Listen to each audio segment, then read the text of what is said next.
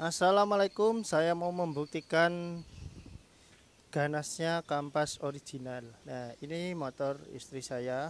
Tiap hari dipakai belanja. Pokoknya motor daily driver lah, istilahnya kayak gitu. Motor ini kerja berat tiap hari, nggak cuma nganggur-ngangguran. Nah, lihat aja kotorannya kayak gini, nggak usah heran. Nanti dibeli motor minimal bersih lah ya. Jalanan di sini kayak gini, mayoritasnya itu jalanan tanah Kang Bro, ya jalannya mayoritas tanah, jadi habis dicuci gitu ya nanti kotor lagi. Nah, jalan tanah itu yang jelas itu cepat eh, membuat kampas itu cepat habis ya, membuat bearing itu cepat rusak.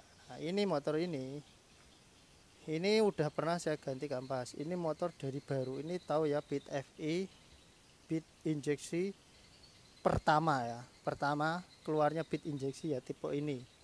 Nah, sudah tahu sendiri tahun berapa ya, sekitar 2013 14-an lah. Sudah berapa tahun, hitung dewi lah. Yo, sudah hampir 10 tahun. Nah, motor ini dulunya itu sekitar waktu umur 5 tahun atau sekitar 30.000 kiloan atau 25.000 kiloan kalau nggak salah waktu itu. Kampas depannya itu sempat bunyi, tapi langsung saya ganti. Nah, ada yang bilang kalau kampas original itu makan piringan, karena ada yang bilang lebih bagus pakai Aspira, Indopa dan lain-lain. Nah, ini saya mau membuktikan apakah benar kampas original itu makan piringan. Ini kampas ini itu sudah lebih dari 3 tahun setelah saya ganti. Ini saya ganti original ya, harganya sekitar di sini itu 60 ribuan di daerah saya ya. Kalau di all shop mungkin bisa dapat 50 ribuan lah ya. Saya akan buka. Nah, seberapa habisnya kampas ini setelah pemakaian segitu tahun, terus piringannya bagaimana? Oke ya, saya buka dulu di sini. Waduh, atos bro. Motor pirang-pirang tahun ora dibuka. Nah, ini ya, tak cek ya. Ini olinya, shocknya mulai rembes-rembes juga. Waduh, atos. Keras ini.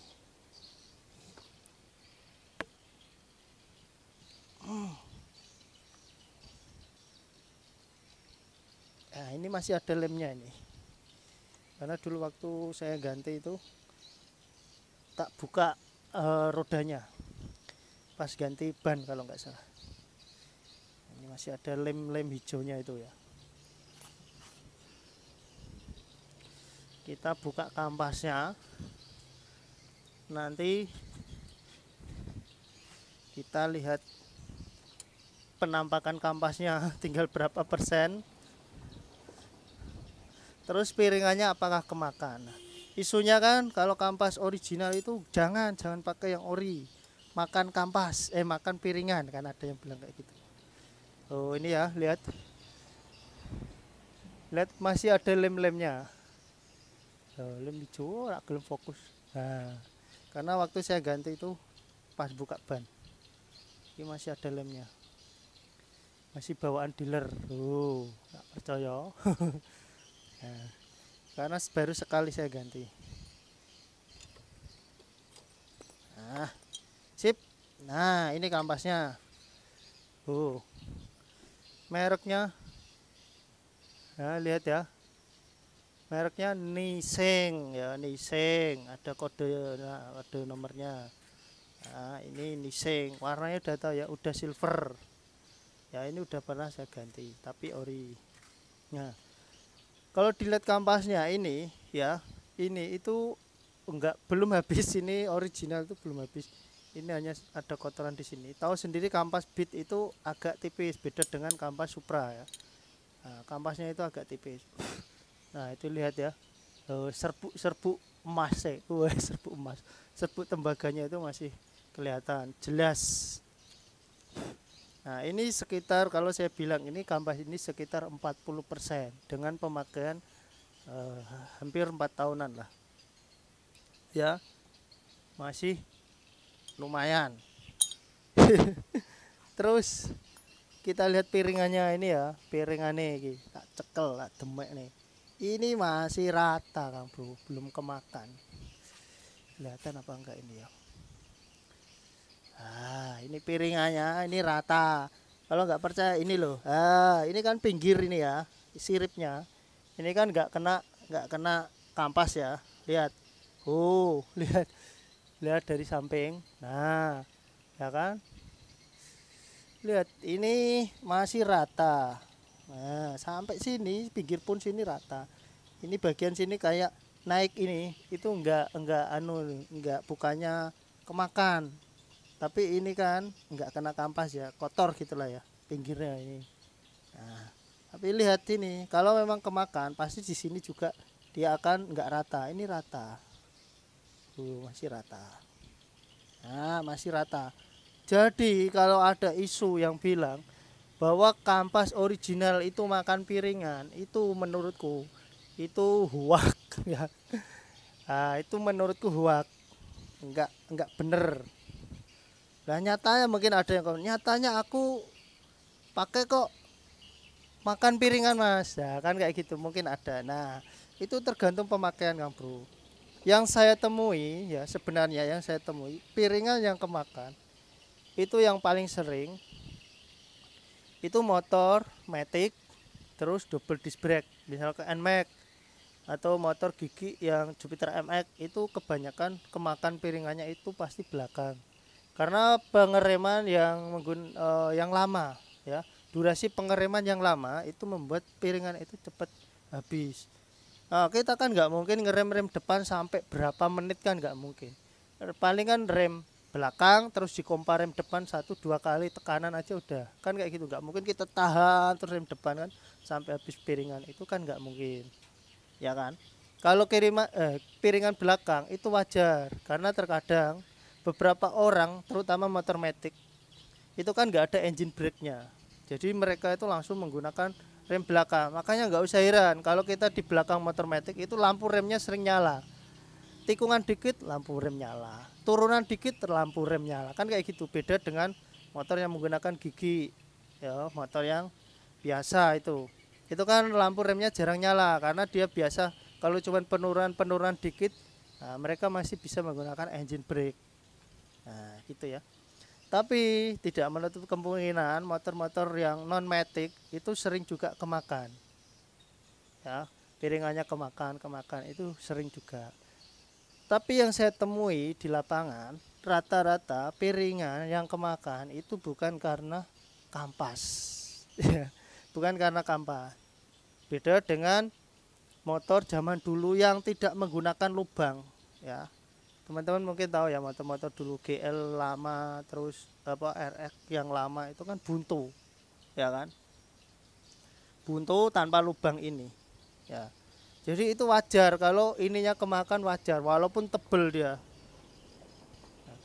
karena panas. Nah, dan sedangkan ini itu ada lubangnya, panas saat ngerem itu bisa terbuang lewat lubang, dan ketika ini lubang ini bergesekan dengan kampas, ya kan, pasti rata-rata kampas yang akan aus ya. Tidak menutup kemungkinan memang ada kampas yang bahannya itu keras dan membuat piringan itu habis, itu ada.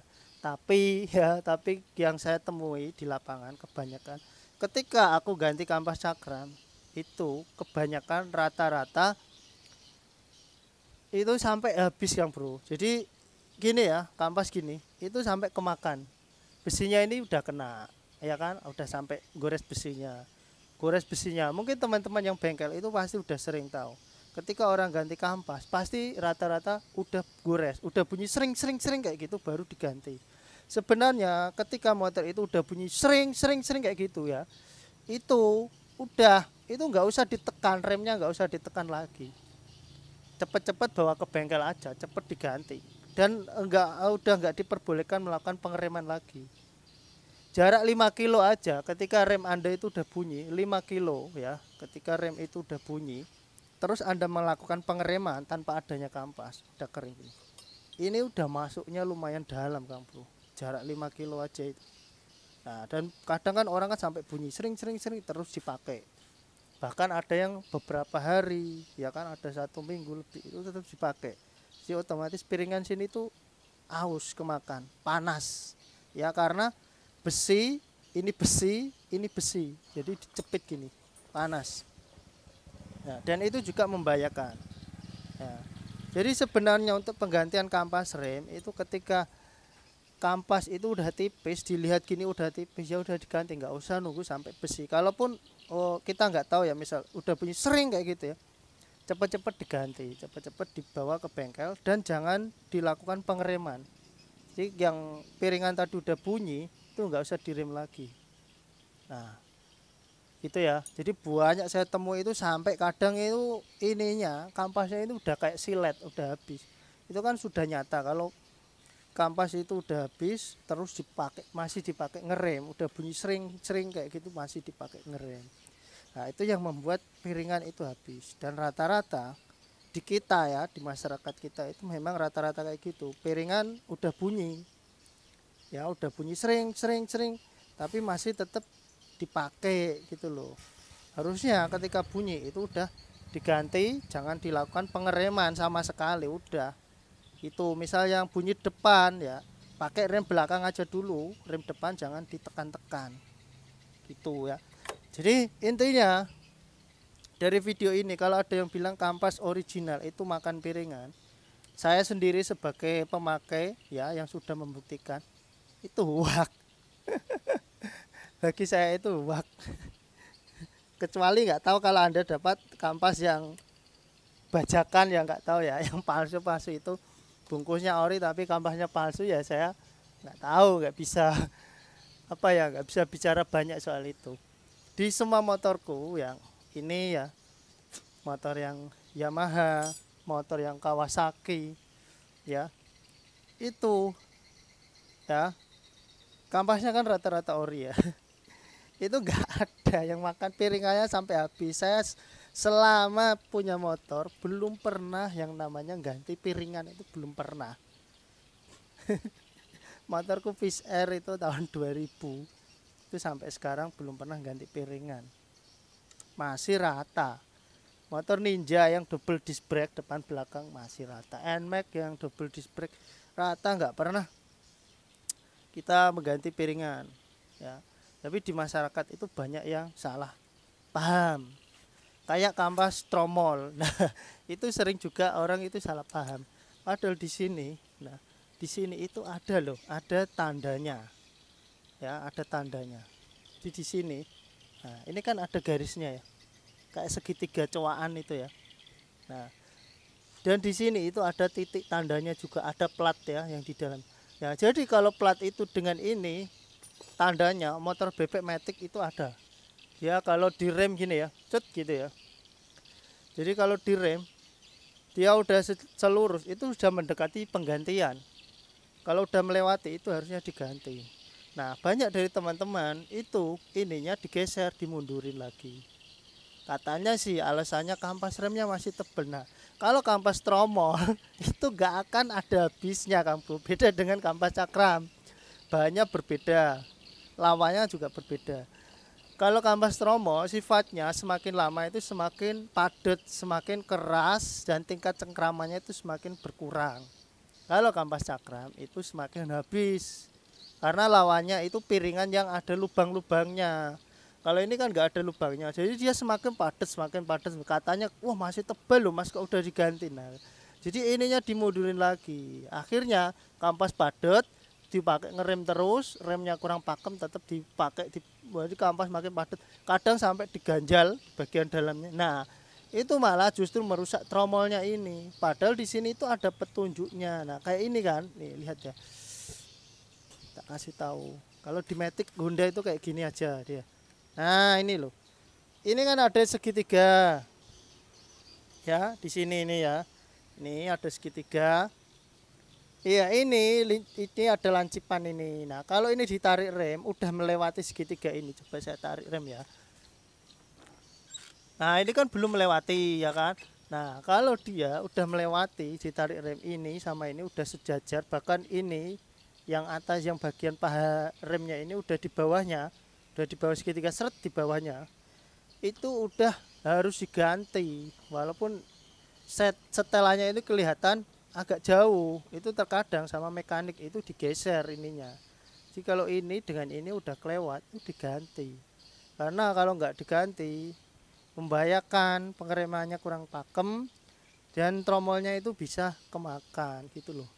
Jadi jangan salahkan. Gitu. Wes pembahasan rem wes dua boy, bahasnya rem cakram malah sampai rem tromol ya bonus. Semoga video bermanfaat. Nah, bisa subscribe, bisa cek video yang lainnya biar tambah wawasan. Jadi jangan jadi orang yang terkadang itu gimana ya? Ya bukannya saya sombong sih, terkadang ada yang maaf ya, ilmunya masih pas-pasan tapi udah sok-sok pinter kayak gitu. Jadi paling enggak kan walaupun kita diam tapi secara teori itu kita paham. Ya ben ora digobloki wong. Gitu. Wassalamualaikum warahmatullahi wabarakatuh.